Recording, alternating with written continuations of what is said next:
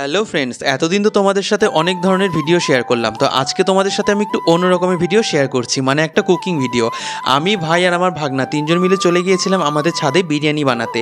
তো খুব সহজভাবে ঘরোয়া পদ্ধতিতে আমরা বিরিয়ানিটা তৈরি করেছিলাম, আর বিরিয়ানিটা খেতে কিন্তু খুব টেস্ট হয়েছিল। তোমরা আমার এই ভিডিওটা দেখতে পারবে, আই বাটনে থাকবে, তোমরা চাইলে কিন্তু সেটা দেখে নিতে পারো। সেখানে কিন্তু পুরো পদ্ধতিটা দেওয়া আছে, আমরা ঘরোয়া পদ্ধতিতে কী করে বিরিয়ানি তৈরি করলাম, আর খেতেও কিন্তু দুর্দান্ত হয়েছিল।